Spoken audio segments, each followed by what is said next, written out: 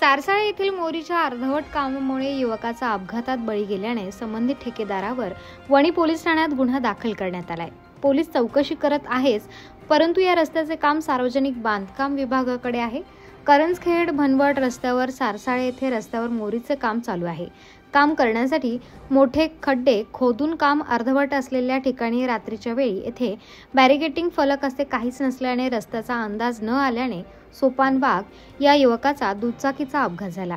सारसाळे रस्त्यावर काम सुरू असलेल्या ठिकाणी रस्ता सुरक्षेच्या दृष्टीने काही उपाययोजना नसल्याचे दिसून आल्याने याबाबत या विभागाचे सार्वजनिक बांधकाम विभागाचे अधिकारी अरुण शिरसाट यांच्याशी फोन करून संपर्क साधला व अपघात झाला त्या ठिकाणच्या कामाच्या ठिकाणी बॅरिकेटिंग फलक नाही याबाबत विचारले असता अगदी उर्मटपणे उत्तर देण्यात आले। बॅरिकेटिंग व फलक नव्हते।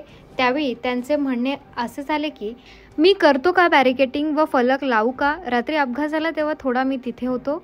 मी त्याला थोडंच तिथे जायला सांगितलं। पोलीस चौकशी करतील। त्याला विचारले की कामाची देखरेख करत असाल तर याबाबत काही बोलले की त्यावर त्यांनी टेंडर झाल्यानंतर सूचना दिल्या होत्या, परंतु या ठिकाणी काम चालू असताना अधिकारी वारंवार भेटी देतात, त्यावेळी ही बाब त्यांच्या लक्षात आली नाही का?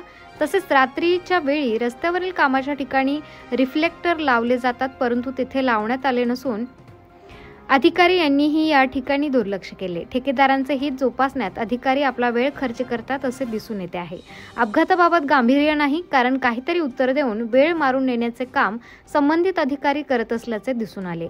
ठेकेदाराने सूचना फलक कामाच्या ठिकाणी बॅरिकेटिंग रिफ्लेक्टर लावणे आवश्यक असून ते तपासून घेणे अधिकारी यांची जबाबदारी असते, परंतु अधिकारीच उडवाउडवीची उत्तरे देऊ लागल्यास सर्वसामान्य लोकांनी विचारणा करायची कोणाला, हा मोठा प्रश्न निर्माण झाला आहे।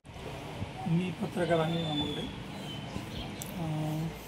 काल सारसाळे या ठिकाणी सार्वजनिक बांधकाम खात्याच्या रस्त्यावरती एक मोरीचं काम चालू आहे। त्या ठिकाणी अपघात झाला।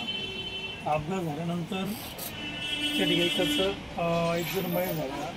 त्या संदर्भात वणी पोलीस स्टेशनला गुन्हा दाखल आणि ते संबंधित ठेकेदारावरती गुन्हा दाखल करण्यात आला। परंतु याबाबत त्याच्या कामाच्या ठिकाणी कुठल्या प्रकारची बॅरिकेटिंग सुरक्षा असं म्हणजे काहीतरी सुरक्षेसाठी असं कुठल्या प्रकारची उपाययोजना केलेली नाही आहे, फलक लावलेलं नाही आहे, रिफ्लेक्टर लावलेलं नाही। या संदर्भामध्ये त्या भागाचे सार्वजनिक विभागाचे अरुण शिरसाट म्हणून कोणी अधिकारी आहे, त्यांच्याशी मी फोनवरून संपर्क साधला आणि त्यांना विचारलं का अशा ठिकाणी असा अपघात घडलेला आहे, तर बॅरिकेटिंग वगैरे नाही, काही नाही ते असणार। त्यांनी अतिशय उडवडीचे उत्तर दिले।